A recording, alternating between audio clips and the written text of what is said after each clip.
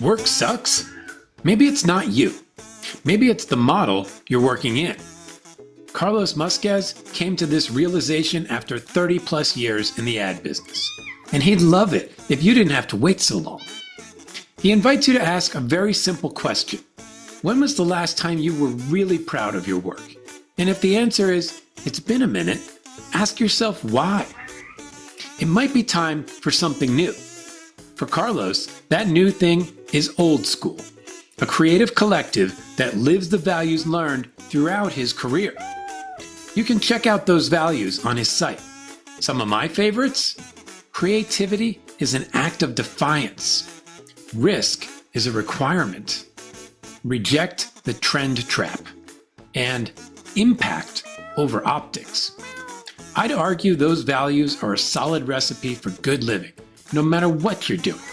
Good for life, good for advertising, and a good foundation to start something new. Get after it. If you enjoy this episode, please like, share, rate, review, or subscribe to the podcast. Let the desuckifying begin. Here's Carlos. Okay, Carlos Musquez, welcome to the Desuckify Work podcast. What's happening, man? Good to see you, dude. It's been a minute. Thank you for having me on. I'm super excited to chat all things here. Yeah, I am too, man. I know we've kind of known each other for a bit here, and we both kind of made some different moves over the last handful of years. Things are changing, things are moving, and I'd love to dive into some of that. So why don't you start us off by just kind of telling us a little bit of your story, who you are, what are you doing for work, and how'd you get to be doing it? Yeah, man.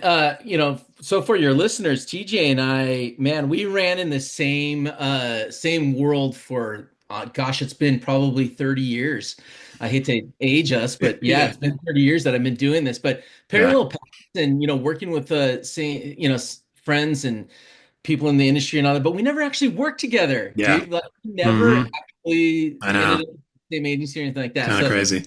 Yeah, it's crazy. My background's a lot like yours. I'm general market advertising, promotions, all that stuff. And I spent the majority of my career in that space working for Omnicom agencies. So if your listeners know Omnicom, Publicis, those big conglomerates, that's sort of where I spent the majority of my career. And then probably about 10 or so years ago, I was in and out of different little indie agencies and different things here and there. But 10 years ago, I broke away from that big conglomerate thing and went into an indie agency in Los Angeles that focused on entertainment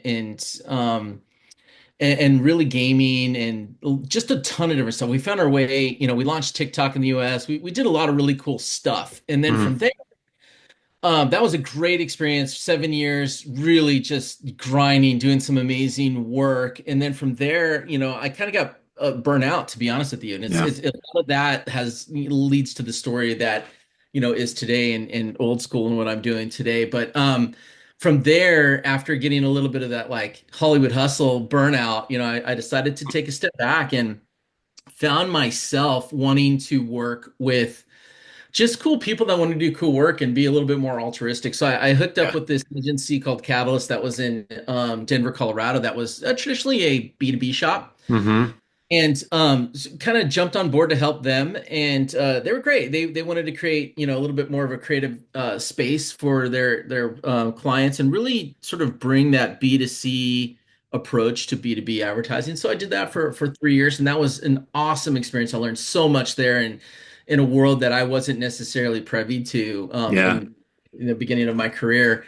And that was great. And then most recently, I left sort of on mutual terms. It was sort of right for them to move in a different direction. They wanted to take their business somewhere else. And had this yearning, this desire to kind of do something different. And that's when I started Old School, which is sort of a creative collective. We can get into that a little bit deeper, but that's all what I'm doing now, which is more of a creative consultancy and a little bit more of a different approach to the agency model that's out there today.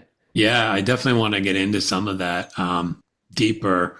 I want to check in on a couple of things you said and ask some questions about it. I mean, you mentioned the burnout thing, and I think that's like pretty common in our world. Like, the advertising business can grind you out pretty good. You worked in this world where it was the intersection of advertising and Hollywood, which is like, okay, now you've taken two crazy machines and put them together. Yes. So like as you've gone through all those experiences plus all the history like we both had in this business, like where is work fitting in terms of your life? Like what role is it playing in your life? Wow, there's a lot baked into that. So I got to kind of back up a little Yeah. bit to answer the question. When you do think about, well, when we get into this business, I'm an art director by trade. Hmm. I've been a director. I've been doing that for a long time. I like to make, I like to craft, I like to do that thing. Yeah. Um, as we all sort of, someone once told me, hey, I think it was a professor back in the day, said, hey, if you want to, really focus on your art, go be a fine artist and then be a plumber for for Yeah. your career. Because, Yeah. when you're in the art of commerce, you have a lot of bosses and you have a lot of things. So I think that is sort of part and parcel with marketing and advertising. So Yeah. so if we really start to think about it, this commercial art thing that we call a career, right? You were a writer, strategist, creative, all Hmm. those, you have a lot of judges around you. So to say how it fits in my life, where it fits, where it did fit, I think it was hard to always separate that. I've always Yeah. looked, it's just who I am, right? I was Hmm. always creating. Yeah. If I'm not making ads, I'm thinking about them. We always Hmm. joke about that and said, gosh, we'd run off and go to the theater and then come back with a great campaign idea, Yeah. right? I Hmm. remember when I was young and I first met my wife, we went on a road trip and I took her up the coast of California, all the way up to Oregon and all that. Yeah. We stopped at all the agencies just Yeah. to poke in. And she's like, you're a nerd. Yeah. I So, get it so though. it was really, in my life, it's never really separated. It's always been sort of part of who I am. And I think most of your listeners that are in the creative space would venture to say the same thing. And then Yeah. as I kind of grew into my career, it does become a job on some Hmm. level. And you kind of have to separate your family life. And they talk about work-life balance, but as a creative, man, your work is your life, and it's you have to find ways to balance that. So Yeah. someone told me, because I asked once, I said, how do you do it? How do you not get that burnout? How do you like fit it in your life? And they said, look, no matter what you're doing from a commercial proposition, because you're making work, someone's hiring you to make work to sell a product or a service or something, right? You Hmm. find something to fall in love with. Yeah. Find anything you can in that Hmm. that particular job, whatever it could be. It could be coming up with a new idea. It could be the product itself. It could be that you just really love the client. It Yeah. could be the audience is underserved. There's so many different things so Mm. what's into my life today is that I really, really think about how I can fall in love with the work, any Yeah. part of the work, because it's so hard. 5:30 doesn't happen. Back in our day, man, we worked it was constantly, we were always working, right? We were Yeah. building words, we're always thinking about stuff. And now Hmm. you try to find a little bit of that space. I try to make Yeah. a lot of the family and the downtime is really important, but it never really shuts off. It really is just part of who I am. And as I look at how I've grown as a creative 32 years later, Hmm. now it's more personal than it's ever been, dude. I got to tell Yeah. you. Like I Mm. really, really feel like I owe it to the world to give back to the career and the industry that gave so much to me. So I Hmm. really love sitting on panels and judging and Hmm. speaking and all that stuff Yeah. and trying to bring up the new guard, if you will, Mm. uh, and give some kind of inspiration and insight into what we have, and also learn from them. Yeah. Like I feel very, very fortunate that kind of ripping the rug out from underneath myself in my entire career as I am right now. Like Yeah. starting over, I'm 52, dude, and it's like starting over at 52 and doing your thing and going, man, I have Hmm. so much more to give. So it's kind of a hard question to answer succinctly, but what I would say is, how does it fit into my life now? Is um, probably the same as it always has been. It is my life. I've built my life around creativity and the craft and the love of it. And I try real hard to find ways to mesh those two things together. Yeah. Um, and just involve my life. My kids grew up on sets. You know what I mean? It's just, Hmm. and recently I did a spot, and my daughter, who is graduating from Fullerton College, Cal State Fullerton, with a theater and TV acting degree and all that. Mm. got her. I used their cohort as extras in a Oh, recent nice. spot that I did, just to like bridge it together, and Yeah. give experience. And so I think that's what it is. The real life lesson for me is, just love what you find something to love. If you're not loving what you do, Yeah. man, you got to rethink it. Which I agree. Yeah. here, Yeah. I mean, it's really interesting that that line, just find something to love, I think is really interesting, right? Because you can fall out of love with parts of that business, right? I mean, it's like there are times where it's just like, man, I used to love whatever, whether it's the presenting or it's the certain parts of being on set. And there are times where maybe you're like, I'm just a little grinded out on that. Um, but the idea that like, let's go back and like, what do I still love? Is it the people? And there are times in my career where I was a little burnt on everything except the people. And I was like, yeah, thank God I've got these killer people I get to work with. And then there's other times where like, like I was a little burnt, but like now I'm falling in love again with sitting in an editing studio for a week and just like noodling and like all that stuff. It's like there's so many pieces to a job like being a creative in advertising, and I think this is probably true for any job like that.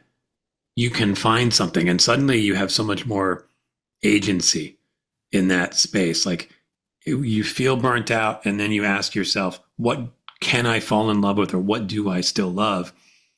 It takes away the feeling of being defeated, right? It suddenly gives you permission to say, like, I don't have to like every last drop of this, but if I can find things I do love, I've got something, you know? you know what, dude? Sage wisdom is found in that comment right there. And I Mm, kind of have to get a little bit into how I started old school here, but I'll give a peek into it to your listeners here. yeah. So when I guess the question that I would ask myself coming out of that would be, but why don't I love it? I Mm, used to. What is yeah. it about it, right? Like Yeah. like you asked me a little bit about the burnout, and when I was in that Hollywood hustle, it was the by any means necessary. It was the perfection paralysis. It was the Mm, streamlining of the work. It was the down to the pixel, which it has its place. And trust me, yeah. when the key art and all the work coming out of the studios, the Netflixes of the world and all that, it's phenomenal work. But Hmm. dude, for a while, you kind of feel like, oh my gosh, I can't, pixel perfect and all that. It really wears on you. So you kind of have Yeah. to get distance from it and recognize when it's not right. And so when I left that situation, it wasn't that I was angry or frustrated Yeah. with that. It was more like, that's just not where I want to be right now. Yeah. It's love it. I have so much respect for it. And I've learned so much from that process. But, Hmm. and then even most recently, the agency model itself, as we've kind of, shifted over the year. I mean, we've seen how many different iterations of the agency model that are out there, but Yeah.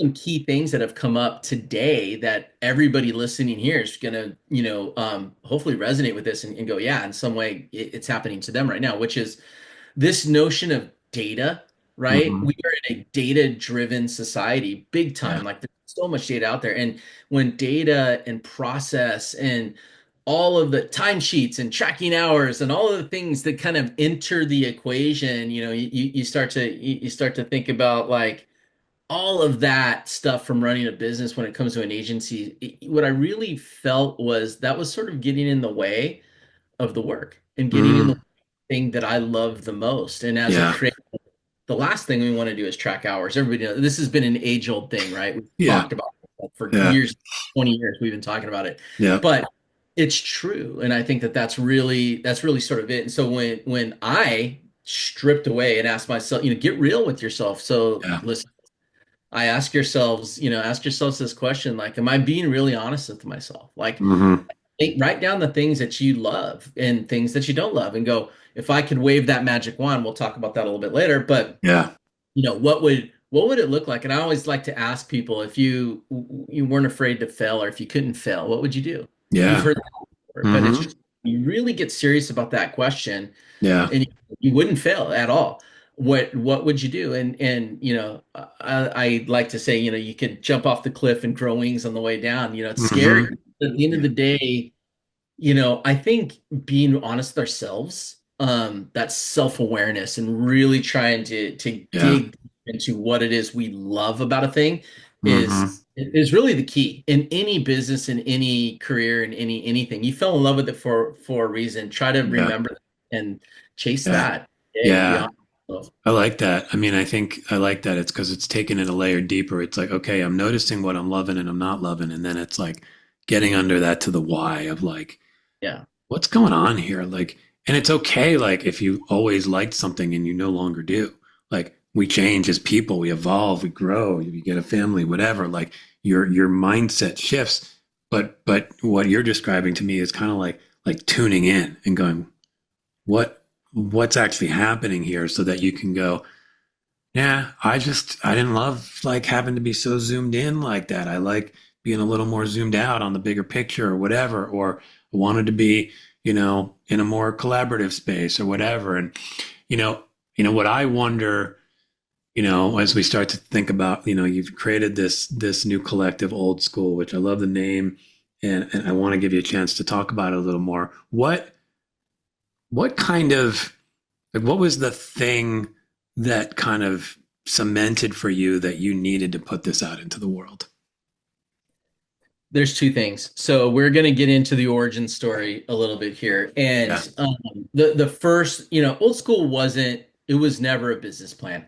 Yeah. Never in a million years. And the name is so premeditated, it's not even funny, right? So when you start to think about it, the name itself actually has kind of a negative connotation. And that's where it Yeah. started. It comes from two things. The first was I was working at previous agency, we won't name Hmm. names, Yeah. and for a previous client, which we won't name names. And Hmm. I was the client was an emerging social platform. So hopefully your listeners can fill in the blanks there. Hmm. And the one of the main guys at that brand at the time had asked my CEO if I would could be removed from the account because they Mm. thought I was too old, Mm.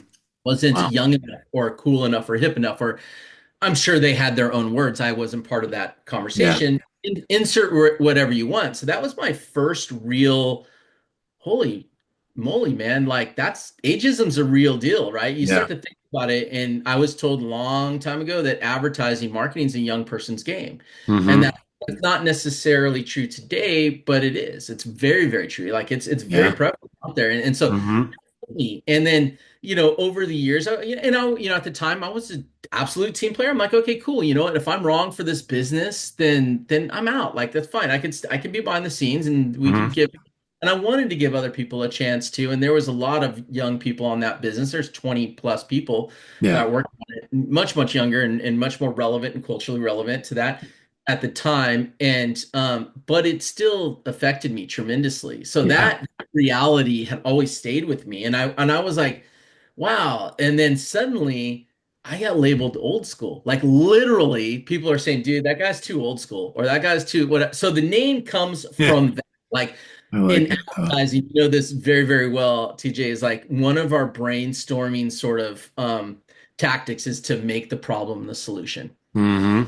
We do that, and every time we think, we go, okay, what's really the problem? Let's turn the problem into solution. So that Yeah. was sort of the initiation of the whole thing, and it started with wanting to create a collective that was going to be really more of a resourcing thing for friends that I saw that were of sort of our age and that were Hmm. incredible creatives that were finding a tough time. The industry was going through a tough time finding jobs and stuff, and saying, how can we put together this creative collective that was filled with these very experienced people that could bring some incredible creative and insights and strategy and execution at a very, very high level, right? And sort of help those folks find jobs. That's where it started. And then Hmm. as I kind of went on and went on and went on and went on and started thinking about AI and what was happening, and I realized the real epiphany to do the collective thing was the traditional sort of, I don't know what you want to call it, network model that agencies have isn't Yeah. necessarily wrong Mm. today. Too big. It's just Yeah. too big. There's too many layers. And then when I started to go, wait a minute, let me strip away all of the redundancy. Let me strip away all of the things that just sort of get in the way of the work and really Hmm. focus on that original thought with how do I bring those amazing people together Hmm. and and craft work around it. And that's where old school sort of gelled for me. Hmm. wait a minute, after 30 years, I got an incredible network. I know people like you, TJ, Yeah. that we work together and are incredible, and I can piece together the right people. We don't need a lot of people. We need the right people. Yep. And also help my friends and colleagues out, and say, let's get together. And really where the model sort of came together from a business proposition was I found that there were four things every client I ever touched over the course of the last however many years needed. And that was number one, creativity. Everybody Mhm. needs a high level of creativity. Yeah. Number two, they need efficiencies today more than ever. That whole idea of, make more of my dollars go towards the thing I'm going to put out in the world, right? And be Hmm. with my budgets. That's everybody. I mean, we have to get, gone are the days of $1 million budgets to shoot a spot, and that's no longer there anymore. We got Yeah. 20 grand to shoot a spot, if not less sometimes, and we got Yeah. to go be amazing with that, right? And then thirdly was speed to market. Everybody needs stuff fast, and then Hmm. and then the last one is sort of this notion of high touch or sort of a bespoke approach to the Yeah. business. Like size doesn't fit all. So when I put all four of those things together, the original thought and then everything, it kind of like went boom. The light bulb went off, so to speak, and then crashed on top of my head and said, "Hey, dummy, why don't you go out there and just do what you do best?" And that is piece together, great teams for these clients that need to be more efficient with their budgets and get great creative work out. Hmm. And so that's what it's really that's really what I'm doing and what it's Yeah. all about. And it's not about building a 20, 30, 40, 100 person agency. It's Hmm. about bringing the right creative people together to produce amazing work. Yeah. Uh, and it really hit me when I went, oh, old school really is about that sort of old school creative intuition, but we have all these amazing new tools. So it's sort of like Mm. old school creative intuition meets new school way of creating. And man, anything's possible. I mean, it Yeah. really is. We could shoot amazing spots on iPhones today, Yeah. it's incredible. So that's really sort of the aha epiphany moment. And then, when I split from the last agency, it was kind of one of those question marks in my head. I went, man, after doing this for so many years, do I want to go back to an agency? Do I want to go in-house? Do I want to, you start to wonder. And everybody over the last, I don't know, 20 years kept asking me, when are you going to start your own agency? When are you going to start, it's just been out there and it Yeah. gnaws in the fear of, oh my gosh, how do I pay the mortgage? How do Hmm. I do Yeah. that sort of thing is always out there. But then you kind of have to drink your own Kool-Aid. And Yeah. the creative Kool-Aid that we've always said was don't chase the money, chase the work and the love of the work, and the Yeah. money will come. And I found Hmm. that to be so true. And the people that want you to succeed will jump on board. And I was very fortunate to have that happen for That's sure. awesome. Yeah, I like the notion of drinking your own Kool-Aid. It's like sometimes we lose trust in the thing that we've trusted our whole lives, right? And it's kind of like um, if we actually believe in the power of creativity and the power of our work and the power of sort of stepping into that, then believe it and live it. And that's what I'm hearing in what you're doing. And what I wonder a little bit is like I hear the description of how things can work, and I love the name. I love that you kind of owned what was kind of thrown at you as a negative, right? I love that idea. I mean, I think like oftentimes like the thing that people see that don't love is actually like our superpower, and the superpower as I hear it is not like what they see. Like they're seeing, oh, he's old and disconnected. What I'm seeing is there's a lot of understanding there, and the words old school are interesting to me because the school part of it is this kind of like intense desire to keep learning, right? And that's what I hear in that name. So it's like, and the old part of it actually is the wisdom to know where to apply that learning, the wisdom to know what you actually need to learn to serve your clients better, right? I mean, if we often talk about ageism in this business, and it's like, does nobody care about wisdom? I think honestly, it's hard to see the value of wisdom until you have it. Oh, 100%. I mean, I Yeah. was fortunate. I think Luis Camano. Yeah. Luis. He is a dear friend. I mean, dear, dear friend, but also my mentor. I was Hmm. lucky. to find Luis very early in my career, and boy, he really mentored me to this day. Even Yeah. when I was creating old school, he was the first one that I sent. I sent my website to him, and boy, did he creative direct that thing and strategy that thing to death. And he was like, Nice. it's not there yet. It's not there yet. He really pushed me to, Yeah. how is this different? What are you owning? All that stuff. So I think about that often, and I go, somewhere Hmm. along the line, TJ, the mentoring stopped. Yeah. Somewhere along the line, the wisdom stopped. And then somewhere Hmm. along the line, I think we kind of got a little bit lost. But hey, guess what? We can learn as well. And Yeah. when I started to work with younger creatives, and the epiphany for me and what you're saying is, and you're dead right with all of the analysis of old school and what it means, and all the kind of deep, Hmm. all of it in there. We grew up in a place where you never started a campaign without a brief and a singular thought and insight. You know what I Yeah. mean? Oh, I didn't have that insight, then forget it. I can't do it. And we always had to come up with the big idea first, Yeah. right? And then we trickled it down into a campaign. I Hmm. started working with creatives that were social natives, man, digital natives. They came in and they're like, here's a social idea. And I'm like, yeah, but what's the big idea? And I was really struggling Yeah. with, and then I kind of took a step back and I said, wait a minute, let me just flip it upside down. Start wherever you want to start. When I realized that I needed to change, Mm. I needed to reshape the way that I was thinking and the sort of Yeah. traditional models. Boy, did things change for me, because then I went, no, no, there's a big idea baked in that social post, or that Yeah. one singular thought. Hmm. Or it was a billboard, or a Yeah. radio spot, or whatever it was, right? There Hmm. was a big idea baked in there. So my shift was help my team understand the big idea found within the tactic. Mm. And what I learned was, holy crap, I have so much more to learn. Yeah. And when I started to take a step back and said, wait a minute, all of these kids, young people, call them whatever you want to call them, the Hmm. new guard, if you will, coming in, I went, how about I shut up for a while, Mm. listen to what they have to say? Mm. And I was blown away, man. I was really blown. And to this day, I'm blown away. And, we talk about AI. Yeah. And there's so much going on in AI, and there's so many people out there that are like just killing it in AI. A friend of mine, very good friend of mine that owns a production company, motion graphics, CG place. He said, "Look, dude, you don't need to know how to do it all. You just Right. need to understand it and surround yourself with other people that know it very Yeah. well." And it's kind of like, no duh, right? Like, of Yeah. course. However, we're so close to it, we don't think about that. So No. this No. notion of what creativity is, and somewhere down the line, I'll say this lastly here, and I promise I'm wrapping this into a bow.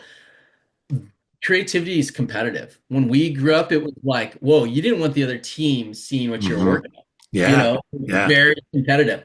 And today, my mind shift is, no, man, creative's an open space. We gotta let people see our Open ideas source. and Yeah. all Yeah. open source. And boy, Hmm. we learn from each other and build on each other's ideas. And who cares where the idea comes from? The idea, we are all creatives and we all have an ego, Yeah.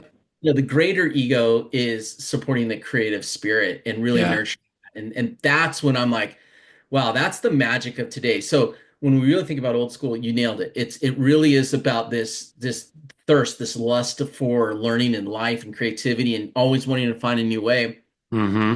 sort of looking to the side, away from where you're normally used to being. We always like to say the best place to be is a little bit uncomfortable, right? Yeah.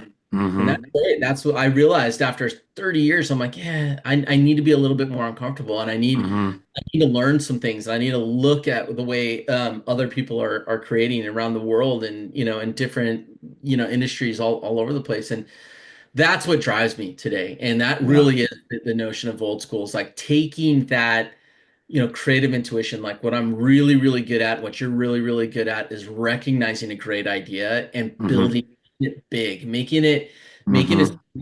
so perfect for that brand, right? And Yeah. really uncovering the soul of the brand and how it fits and all that. Where I get much better is when I have people around me that are bringing ideas that I never thought of. And I went, Yeah. oh, crap, Yeah. so that's it. It's just really about being a champion for that creative spirit, that creative playground. Yeah, I love that. There was a few really like gems in there. I mean, the one that I feel like could be a beautiful poster on the wall is like, let me just shut up for a bit. Like that idea, like it's not that, and it's not meant, I don't think, to be like I don't have a voice. It's just more like I need to listen a little bit more. And I think, if there is a weakness of having 30 years of experience, it's that we can shut that down sometimes and think we've kind of got it all figured out, right? And so I love how you've recognized the tension, right? So there's this tension. People are showing you stuff. You're like, where's the thing? Where's the guts? Where's the idea? And you just gave yourself permission to sort of flip that and be open to the idea that something can emerge from that kind of starting with the thing, and then the idea comes out of it. And what really resonated with me there is I think the shift over, and it's been a while now, but the ease of getting work out there allows for you to sort of discover your ideas in through the act of doing and making. Meaning you could start to put work out there and suddenly things are emerging. So it's like a real world testing and experimenting ground versus it used to be like a lot of work to get something on the air, on that billboard, whatever, right? So you had to be like buttoned up and prepared. So I love that you sort of uncovered kind of an inside out way of looking at it. And I think this idea of kind of a full circle of learning is also really interesting. You talked about like we kind of lost that. It's like, yeah, we cut the wires somewhere that allowed for both young people coming in to learn from us older folks, but for this older folks to step in and go get really curious about what are they bringing in here? What am I maybe missing because I'm too quick to like resist it as wrong as opposed to embrace it as interesting. You know what I mean? I mean, what do you You've think of said that? so much. Yeah, you said so much. I will back up and say the hardest thing for me to learn was how to listen. Yeah. That was as a creative, and then as a creative that, in our world, we're put out in front. We're the first line of defense, man. We're in front of the client. We're pitching in the C suite, man. We're out there. We're taking the bullets. We're taking the arrows. We're taking everything, right? And so Mm-hmm. you build up this armor, and you build up this sort of I don't know, a way of like compressing the insecurities and going, I just have this incredible confidence, right? Yeah. So sometimes confidence gets in the way of creativity, and there's a time and a place for it. When Yeah. when I'm pitching to a client, I want to be as confident as I possibly can and uncover every little thing so the client never says, hey, did you? Why didn't Mm-hmm. you think of or whatever? That's the worst place to be, right? Yeah. But that confidence and our strong personalities and loud voices can sometimes overtake a room Mm-hmm. and proverbial room, literal room, whatever. And Yeah. I am so hyper aware of it. And trust me, I do it today. I still, talk a lot, and I try. It's an evergreen thing for me to Mm-hmm. take a step back and go, wait a minute, let me give the space so I can get the space. That's the Yeah. part that took me a long time to really try to, and it's a work in progress and will always be a work in progress, and we always need to be aware of it. But I always try to look at the quietest person. Mm-hmm. That quietest person in the room on the Zoom call, whatever it is, they have an idea. Yeah. That idea is probably brilliant. They're just not the type of person to shout it out loud. And to Mm-hmm. take that space is so important. And I think, to also take that space. So for your listeners, I think is the your viewers here to like understand that you do have a voice, and Mm-hmm. I think that was sort of one of those things that I had to reconcile slash, yeah, reconcile, I guess is the right word, but imposter syndrome is a real deal. Mm-hmm. The hardest thing is that creativity has been commoditized, especially today. Anybody can be creative. I mean, Yeah.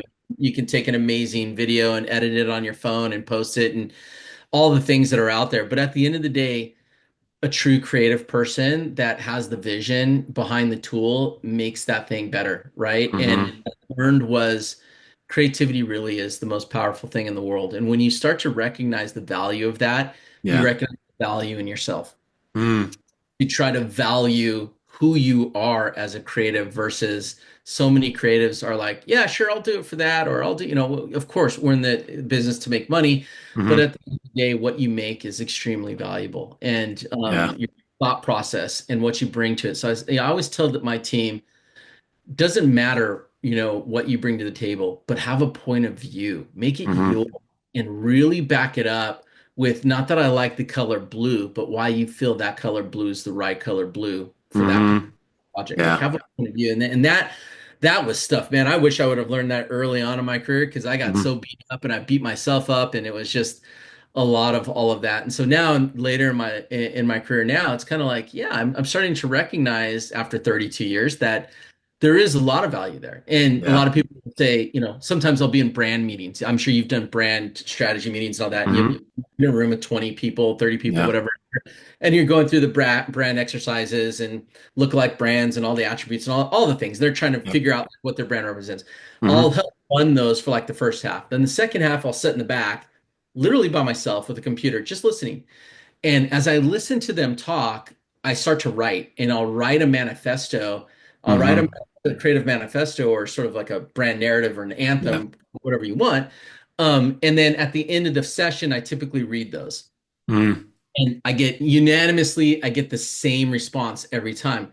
The people on the brand side that are in that room go, "Holy crap, you just wrote that?" And they're like they're blown away, right? Because it's Yeah. always like creative expression. And my Hmm. answer is always the same. Yes, I literally wrote this, but I didn't write it. You Right. guys, Yeah. I listened. I Hmm. listened to what you were saying, and I articulated it in a way that you guys couldn't articulate it. I go, that's the value of creativity. When Yeah. you see the world around you, and I like to say it like this, be an archaeologist and then an anthropologist. Dig it up, Hmm. figure out how it fits in the world, right? Yeah. That to me is the real true superpower. And when you really think about advertising and marketing, they talk about superpowers all the time. We have one amazing superpower that we all could do if you're worth your salt and have been doing this for a while and really understand marketing. We take extremely complex messages and distill them down to a singular thought. Right. That's our superpower. So when you start to think about, like, here's maybe an old school reference now, but like Snickers satisfies, like that's been Hmm. a brand platform forever. But a really good creative and a strategist said, "You're not you when you're hungry." Right. And Hmm. they creatively articulated that one thing, and they said, "What's the real insight? The insight is that when we're hungry, we get hangry, Yeah. and we monsters." And I go, "Wow, there's a creative idea. There's Yeah. so much baked into that, and so much research, and so much anything." But they distilled it down to a very, very simple thought, and Hmm. that's, I think, what creativity really is all about: is to be able to view the world around you and see something that others can't see. Yeah. Yeah. I think there's, you uncovered something interesting there, right? Because there is this feeling of creativity being commoditized, and I think from a like anybody can make a thing.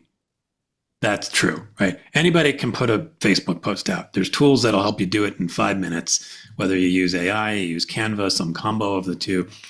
But the ability to distill like a swamp of information and feelings and thoughts and insights into a single Yeah, like piercing thing, like you're not you when you're hungry, like that is like sharp. And that's the thing. I think we're creating a lot of butter knives right now, right? It's just yeah, like anybody can make a butter knife. But the skill of creating like that like Japanese level of craftsmanship for one, I don't even remember the name of, like, there's a couple of knives they make that are just yeah, like yeah. they're amazing. Like that's what creativity is. And underneath all of that, you mentioned imposter syndrome. And I think so many creatives have that. We don't see the value in the fact that we can take all that crap and create that beautifully sharp and honed knife out of it, and that's really hard to do once, let alone on the daily, which is what we're doing, that we don't value ourselves. And as an industry, you can see that. You can see the lack of value in the ability to do the beautiful thing. And it ends up being like, well, because I don't feel enough confidence in that. I'm just going to give you a bunch of butter knives at a discount rate. I'm just going to give you the same thing that everyone else does, as opposed to going, no, I actually have a really valuable point of view here. So I think that's really wonderful. And it kind of brings me to something I wanted to get into, because part of what you've built with Old School is um, you've demonstrated some values that you hold. And I really love that, like, because I think, you know, having core values, whether as a person or as a company or as a collective, tells the world what matters. If you come in, step through these doors virtually or not, I know whether I'm aligned. And creativity is the first value, but I love the way you express it. Creativity is an act of defiance. Can you expand on that a little bit? Yeah, it's very funny because boy, how many times like this is gonna take me a second, but let me explain. Um how many times have I been in a meeting where someone says, "Oh, let's give this to the creatives," right? Mm-hmm. And I start to Yeah. think about, well, what does that even mean, the creative, Right. right?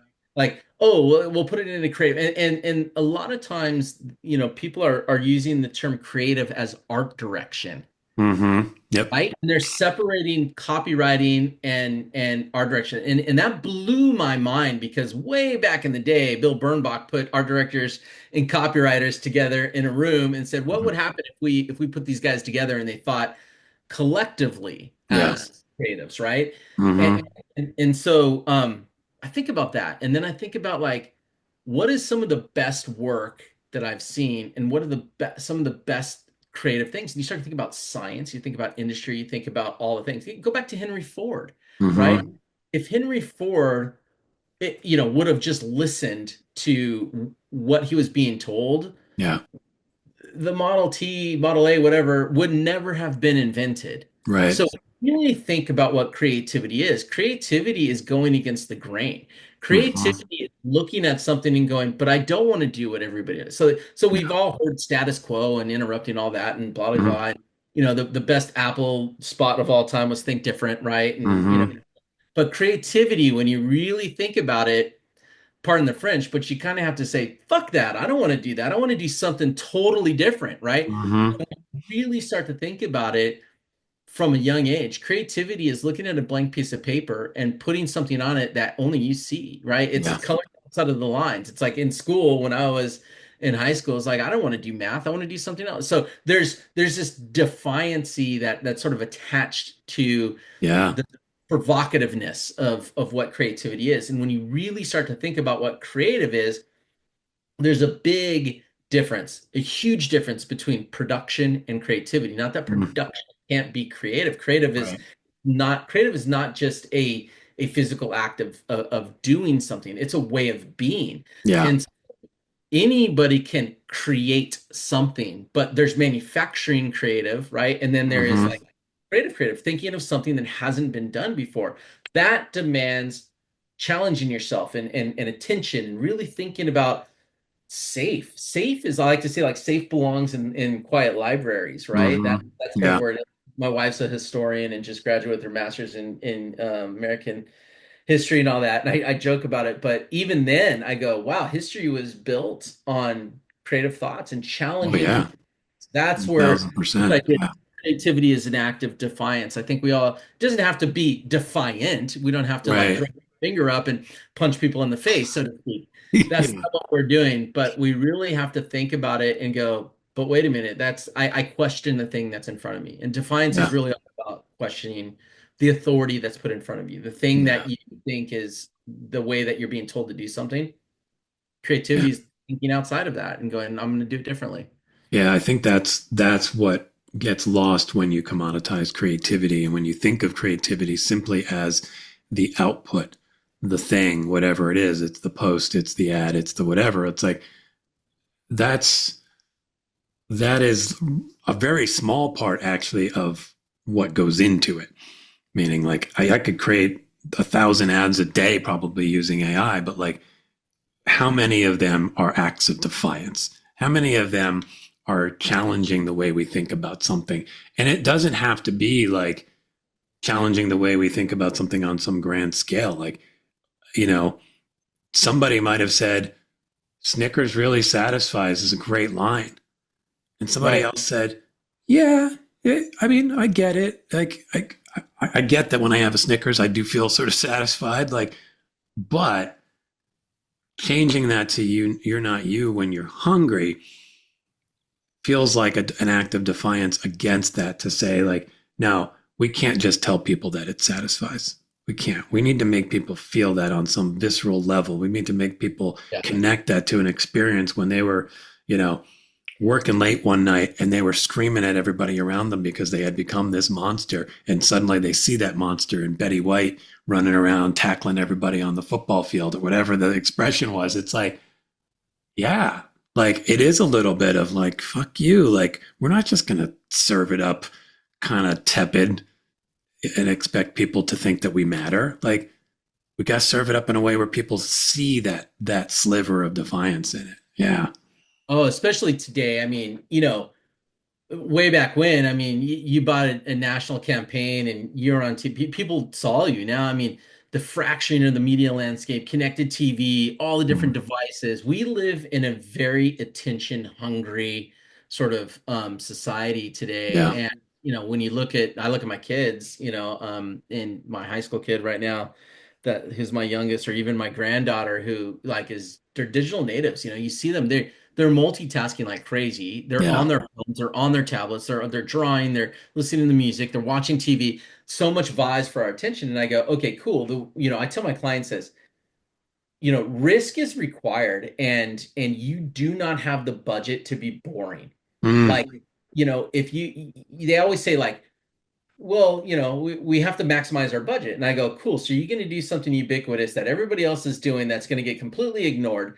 Unignorable is the enemy right now. Yeah. The enemy. Unignorable is the goal, right? We really need to try to, we have always said, like you said, that knife. We don't want to make a bunch of butter knives. We want to Hmm. make it, it's something that's going to, or even a blunt object in, maybe it's not a knife. We want to make a hammer. Right. You know what I Right. mean? It's totally Yeah. different, Yeah. and I Exactly. think that's really that's really where I think true creativity lies is, this ability, you know, again, I'll go backwards and say what frustrates the last 10 years is that in the data-driven world we live in, data is driven by some kind of functional benefit. Everything is like the functionality behind it. So we Mm-hmm. can talk about the podcast and we can say, hey, you know what, if you want to do your podcast, you got to deliver X, Y, and Z in your podcast, right? Mm-hmm.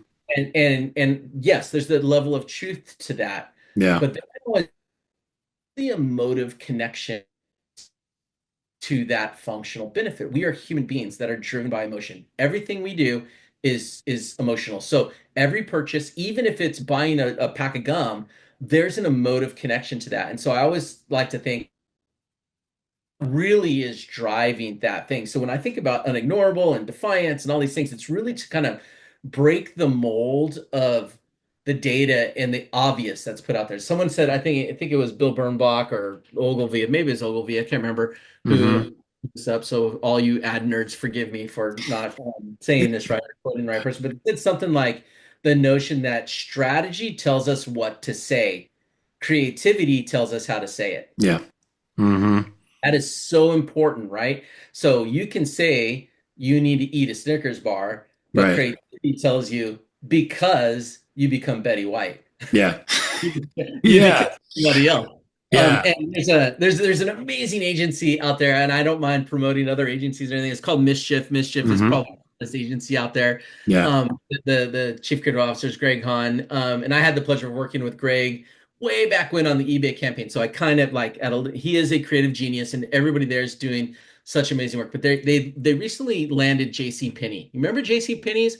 It was like this, it was a department store that probably nobody even thinks about now. Yeah. But I want all your listeners to go look for the latest J.C. Penney advertising. These guys, Mm. Mischief, this crew at Mischief are incredible. They launched a spot where it shows. I'm going to screw it all up because I don't remember the copy, but Yeah. it this young woman in her kitchen, and she's kind of got this sort of like red Dutch oven thing she's cooking on. And the voiceover goes on to talk about like you can find this specific red Dutch oven that cooks the thing that does things. Very functional, right? Yeah. And the whole time is in slow motion, and she's pulling the pot off, and she's kind of turning and walking, and the voiceover goes and repeats itself and repeats itself and repeats itself, to do the thing, to do the thing, to do the thing. And at the end, what it really says is, so you can impress your mother-in-law. Yeah. It's completely and talks about like your persnickety mother-in-law. Like it has nothing to do with cooking the thing or having the Right. aesthetic pot or the it's so Mm-hmm. there's a deeper emotive connection. And I was like, creativity. That's Yeah. genius there. So props to everybody, Greg, your entire team at Mischief for that spot. It really that's the stuff I look for and go, wow, I aspire to create and promote and to do that kind of work, because that's what the world really needs, is tapping into those real emotive truths that Yeah. drive us. Just you can get $100 or $300 pot for $60. Like, Mm-hmm. yeah, the Yeah. discount is there, and they talk about that, but they do it in the fact that now you can impress your mother-in-law even more. You know what I mean? Yeah. No, I mean, it's It's smart, man. It's like, yeah, genius. obviously those guys are doing a lot of killer stuff. And I think there is the rumblings of a bit of a creative renaissance, I think, come, underneath all of that with what they're doing. There's a handful of others out there, doing stuff. And I think what you're trying to do with old school, one of the, you've got a handful of values. You've actually touched on a few of them. I love the one, risk as a requirement, because I think like that, that one just kind of like a lot of people who are stepping into the job on the brand side are maybe being taught to avoid risk, or mitigate risk or manage risk. And so, there's some really good tension that happens when you say, no, risk is a requirement. And here's why. Because if you put out the same thing that everyone else is saying, you just wasted 20, 30, 100, $200,000 of money on, wallpaper, as opposed to something that people might actually pay attention to. So I love that one. You also mentioned the unignorable or nothing. I really like that one. One that I noticed that I thought was really interesting, because we're so guilty of this in advertising, which is reject the trend trap. Like, I mean, it's happening right now with AI in terms of like, it's like, I need to do a thing with AI, as opposed to going, I'm doing an amazing idea, and how can I use AI to amplify, extend, or flip it on its head, or do something. So what are you what are you trying to open there by inviting people to get off that trend trap? Oh my gosh, I'm opening a giant wound and pouring salt into it. Yeah, so let me back up and say old school was really conceived as a challenger brand. That's just Hmm. part of who I am. Yeah. And I really value that sort of thought process, and really the clients that I'm trying to attract and people that I want to work with are have that challenger mentality. So we're Hmm. really all about that. So the challenge everything and reject the trend trap really came out of a conversation I was having with a buddy of mine where, of course we, like you and I are talking right now, he's Hmm. just waxing philosophical and just talking, and we were really getting into, wow, both of us. He owns a production company, and and we're talking about how we work together and do the different things, and Yeah. and we're how do we reinvent ourselves? Like, what's happening today? What's going on? Like, and he said, just out of like a spur of the like out of anger and frustration, he's like, dude, it's just this giant freaking race to the bottom. Hmm. And boy, I kind of paused and I'm like, did you just hear what you said? I'm Yeah. like, the trend is to push ourselves so far into the technologies, the data, the things that are in front of us that everybody's using. And even I fall victim of it. Like the whole make myself an action figure thing that's happening right Oh now. yeah. I couldn't Yeah. Of resist, course. but start to see it. The technology, I mean, it was back in the day, like I'm gonna really date myself, so all you kids out there, just bear with me. When Adobe Illustrator came out with like gradients. Do you remember Hmm. that? Like back, I Yeah. mean, this is like 90s, right? Hmm. And they were like, you can do a gradient. Every single person that was a designer used gradients. And Yep. it was that's like ubiquity, right? So like Hmm. trends, when you follow the trends, what you find yourself doing is kind of glomming on to a very superficial thing that Yeah. you is going to catch fire at that moment, and that's Hmm. disposable. I'm not saying don't pay attention to trends. What I'm saying is the trend can't be the thing. What Right. has to be the thing is this notion that there's a timelessness behind it, a big idea, something that really is a cultural truth or Hmm. a human truth. You gotta tap into something much, much bigger, wrap the trend into that and say, how do I leverage the trend Right. to amplify this idea? But if the idea is based on the trend, it's Hmm. disposable and it has a shelf life of maybe weeks, Yeah. right? So when I Yeah. say respect the trend trap, it comes out of how many times in your career have you heard, man, I want you to make us go viral, Hmm. that was the Yep. thing. I want you to make the blah blah blah, whatever, right? Yeah. Hey, that ocean spray thing, can you make us our ocean spray thing? Hey, what's Hmm. TikTok trend that we're gonna tap into, right? And Right.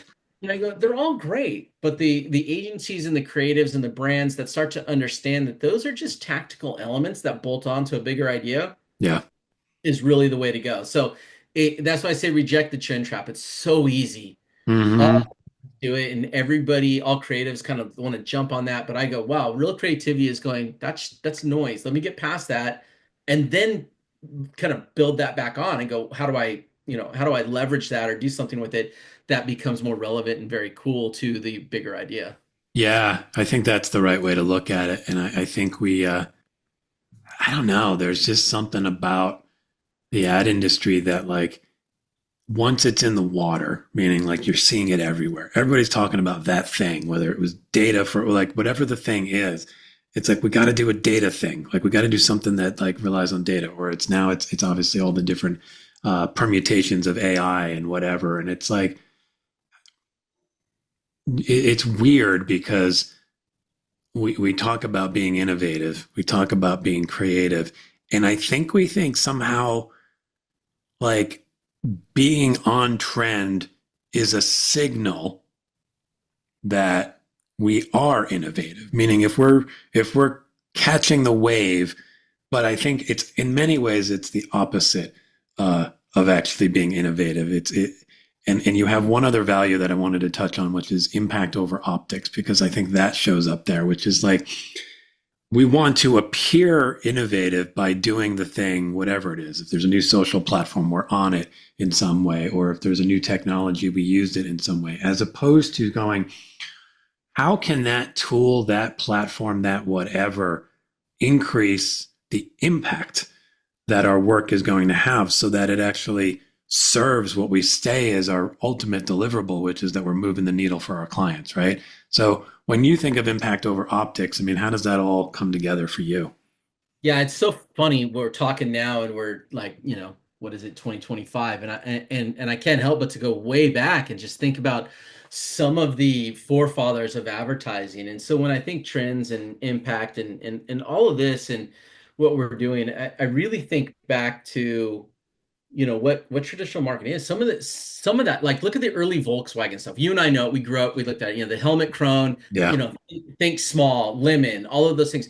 That was challenging convention, that was Hmm. defiance of an industry, that was a lot of, Yeah. I look at that work and I go, but that work would cut through today. Oh, 100%. It's timeless, so it had nothing to do with the technology or the thing that was happening at the Right. time. So, where I kind of get, as a creative, the frustration or the turn frustration into motivation, and inspiration is we have all these amazing tools, we have all these trends, we have all these things. So combining everything you see on that page, it's like the core values. It really does dovetail right into impact over optics. And what I mean by Hmm. that, creativity and creative work in advertising and marketing is being produced at a breakneck speed right now. And in our Hmm. industry, some of the best judges of that was the Con Lions, the Addies or the Clios. And at Hmm. some point in time, you enter your stuff, and somebody within the industry says it's amazing. It's still a great barometer, if you Yeah. will. But I still think one of the best shows to enter is the Effies, which Hmm. all around Yeah. the effectiveness. And my goal is always to build ads that are effective. I always say this, anybody can come up with a great creative ad. Like think way back. Viewers go research this. Puppy Monkey Baby, right? Puppy Monkey Baby was it was actually genius. If you don't remember that spot, it was for Mountain Dew, and it was basically a new Mountain Dew that came out that had three flavors kind of Mm. together. Yeah. And they put a puppy, a monkey, and a baby because they said in Super Bowl ads, the data told them that puppies play well, babies play well, and animals play well, right? So Hmm. and then also oddities play well. So they put it together, and it was this little creature that said puppy monkey baby, right? And it was just three things coming together. It's absolutely genius. It was data driven, but creatively done, right? And I think about that, and I go, all right, now I'm going to pick on my buddy Greg Hahn, who back in the day, I can't remember the name of the client, which is the problem. Um, Hmm. Another genius ad was herding cats Oh yeah, way back in the day. Remember that? Where it was like it was sort of a B2B play at the it time in was. Yeah. place. And I can't remember the name of the client, forgive me uh, Hmm.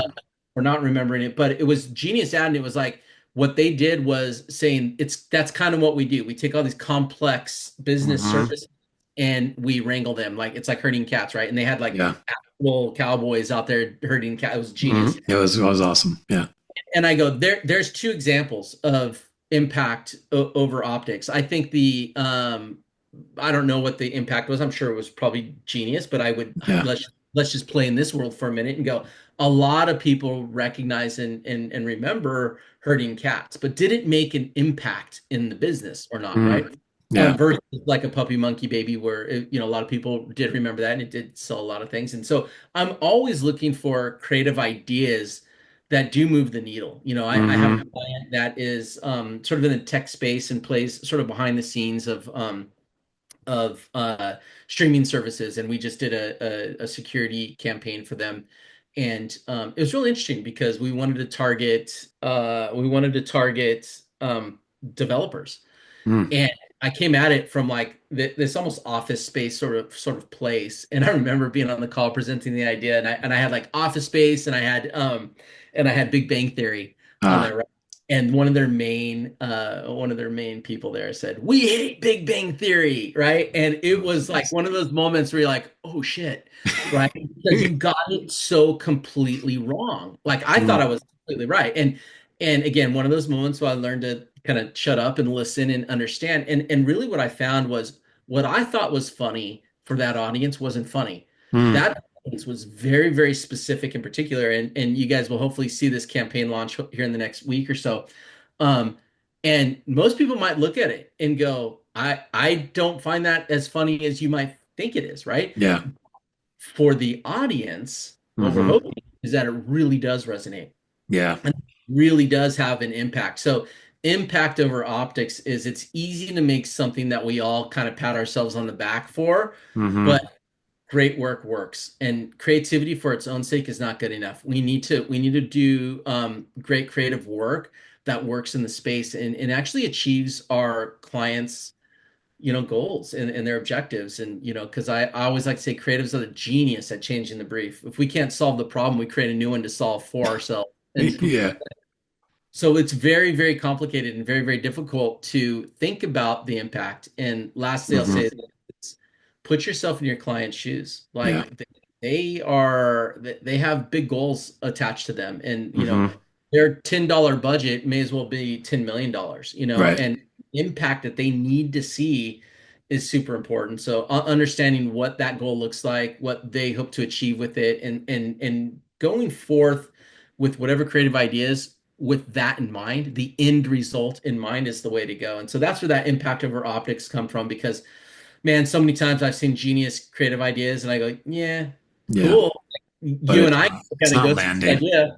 It's not going to Yeah. land. It's not going to do the Yeah. thing. So the great best creative in the world, all of the JC Penney ad that I just talked about, that mission Hmm. is the way to go. Yeah. Creativity and the goals of your client have to come together.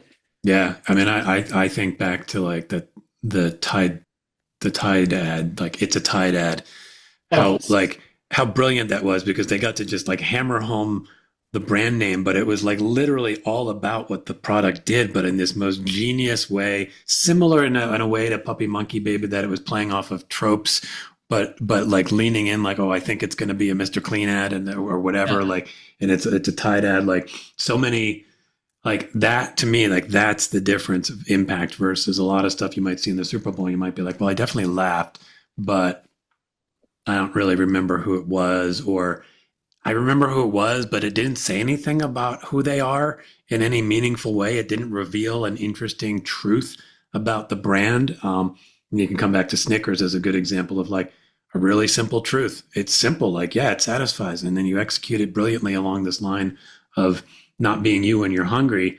And it's like you both laugh at Betty White or whichever, dozens and dozens of executions that they did, but you also walk away going, yeah, like kind of want a Snickers.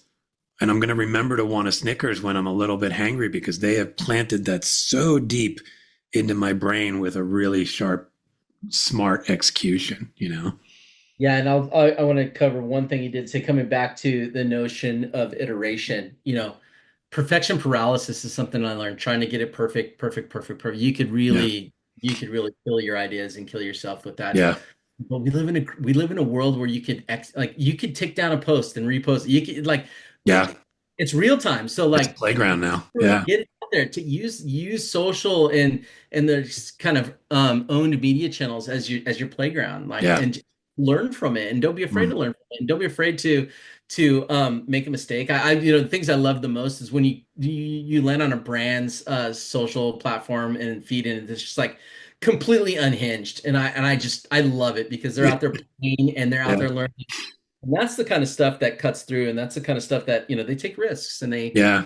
they're using the platform for what it's really meant to be, and that's a conversation and doing stuff. So yeah, today, man, we have every opportunity to iterate very quickly. Got amazing creative tools. AI is allowing us to do amazing stuff, and I would say, don't think that AI isn't deeply rooted in creativity, because I go, really, what we need to be able to do is AI is a race to who could write the best creative brief, who Mm. could prompt AI Yeah. to create the thing, and then how do we take that thing that is created in AI and then bring it into our world and augment it and change it and adapt it, and Hmm. so that's something that I've learned today, is like, it's another tool that allows Yeah. us to move a little bit faster. But if Hmm.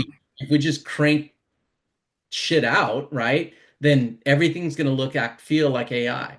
Yeah. What we're Yeah. I starting to see today. Yeah, I know what I also wonder about with AI a little bit is like AI is really interesting because it's sort of like this collective intelligence, right? And so we're tapping Yeah. into that collective intelligence.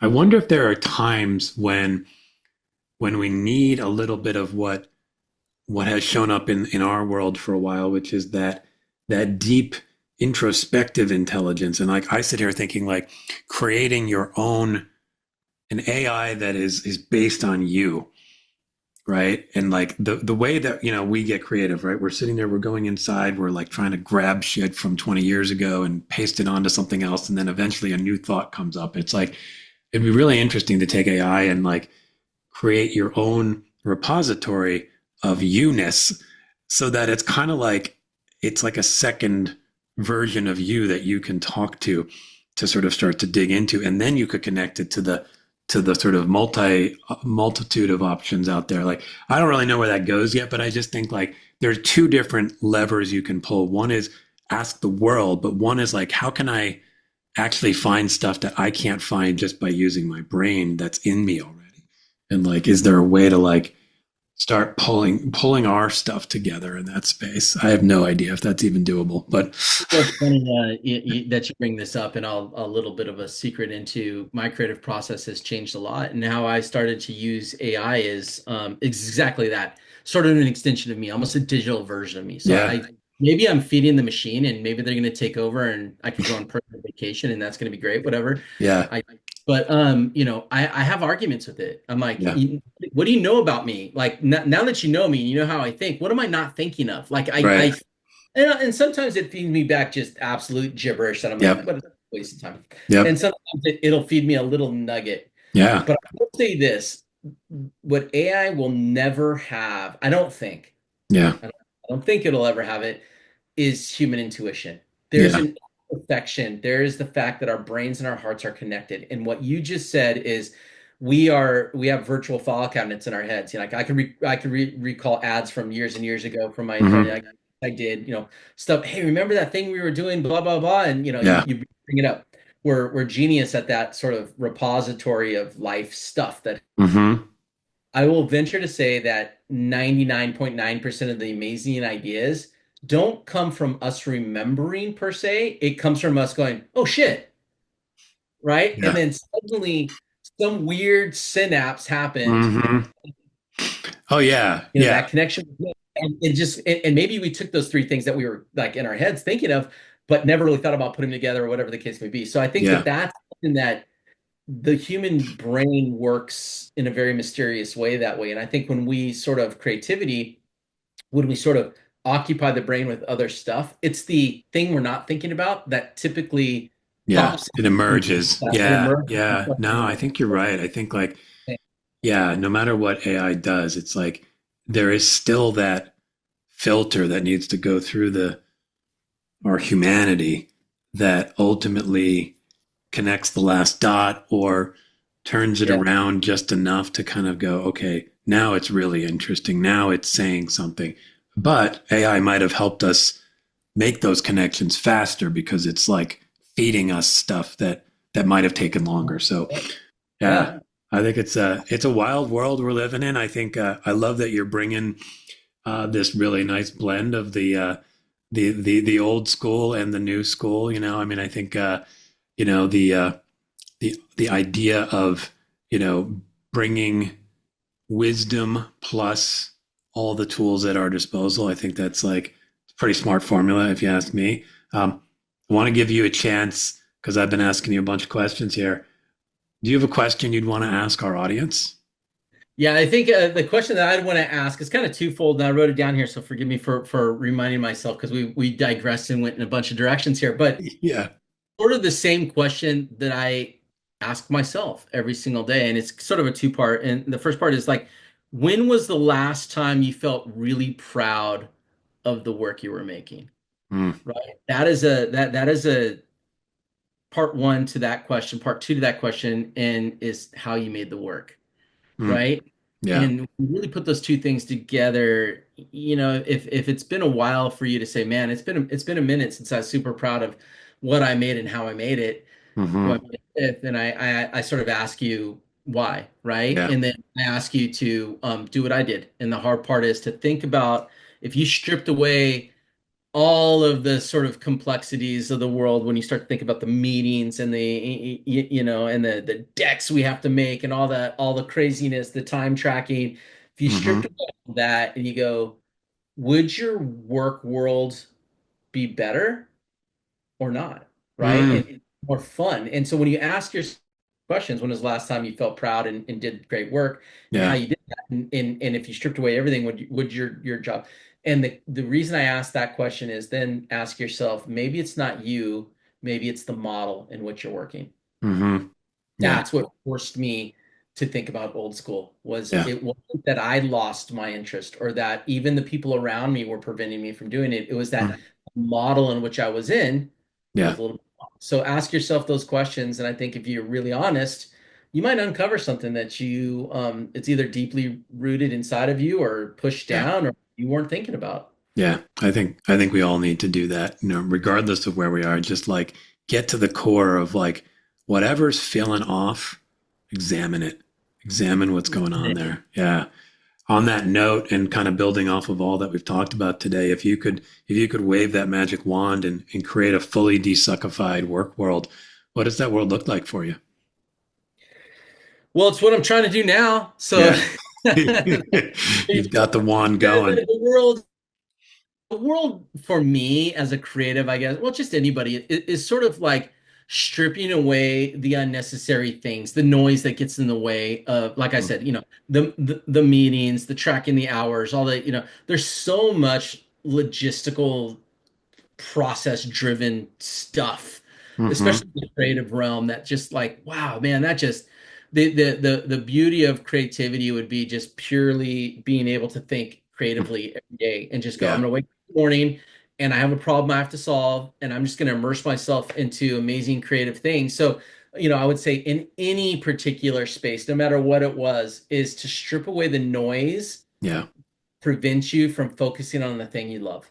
Mm. So, whether if you're a doctor, if you're a lawyer, if you're working in a grocery store or in retail space, right? You may be in retail and love engaging with your customers. Yeah. Like be able to strip away all the rest of the stuff and engage with your customers. Yeah. That to me is like the most valuable thing to sort of take the suck out of our jobs, and really Mhm. desuckify what we're doing on a daily basis. Just strip away the unnecessary things that get in the way of the thing you love. I love that. It's another poster right there. I like it. Yeah, We're there creating you go. posters here. I'm I gonna think I'm gonna open up an Etsy store. Don't wait. yeah, I love it. I love it. So, on a slightly sillier note, one of the things I like to do with the podcast is some sound effects. I'm a big cat guy, so you'll hear meows and purring and screams and all that kind of stuff. But I always invite the guests to add something to our library. So, do you have a sound or anything that you'd like to add into the mix? TJ, that is so old school of you. I go right back to the radio days of like having the sound effects. That's super Exactly. cool. Yeah. Well, I don't know if it's much of a sound effects. We could have the bonk bonk thing, but I think it's more of a sound bite, right? And I guess in my head, I always end every meeting with, I'm an eternal optimist. I want to just go do the thing. So I guess my sound bite would be get after it. Mm, I like that, man. I think it's very much in line with everything you've already talked about today, like both in terms of the way you approach the work, like let's just get after it and get into the creativity, but also in terms of what you've actually done. Like you made a decision to get after it and build something new and different for yourself and for others. So I love it. And the only other thing I want to ask you before we go here is how can people find you online if they want to learn more about what you're doing with Old School or just connect with you or any of that good stuff? Yeah, so I made a website that was super complicated because old school is taken. So Yeah. when you think about URL, so it's old school, one word dash, just a little dash collective.com. So old school dash collective.com Okay. is where you can find my website. And then if you just Google my name, Carlos Musquez, I pop up. You can get to my LinkedIn, you can get to all that stuff. But right now, oldschool.collective is the best way to find me. And it's not just about clients for us, it's about other creatives and Yeah. collaborators. So if you have a similar approach to life and creativity that I have, then hit me up, man. I would love to, love to know you and work with people all the time that are, new to me and want to do cool stuff. So yes, please go Google me and check it out and heckle me. Awesome. I invite people to heckle and hopefully collaborate. And I'll put all that stuff in the show notes too, so it makes it easy for people to find it. Well, Carlos, I appreciate it. This was a really fun conversation. I love digging into the kind of nitty gritty of like what creativity is and how to make work better by focusing on the stuff you love. So thanks for coming on the show and being awesome. Yeah, man, TJ, thank you. It's good to reconnect. It's been a minute. So all Yeah. I got to say to thank you. It's been amazing talking about all this. I love sharing my story. But lastly, all I got to say is get after it. I love it. Take care, man. Bye bye. Bye. Thanks, everyone, for tuning in to the Desuckify Work podcast. And a huge thanks to Carlos for bringing hope to a disillusioned industry. You can follow Carlos on LinkedIn and check out his site at oldschool-collective.com. It's full of inspiring goodness. If you enjoyed the conversation and would like to dive deep into some of your own challenges at work, I invite you to schedule a free half-hour discovery session where we can explore new, desuckified possibilities for your future. Bye, everyone.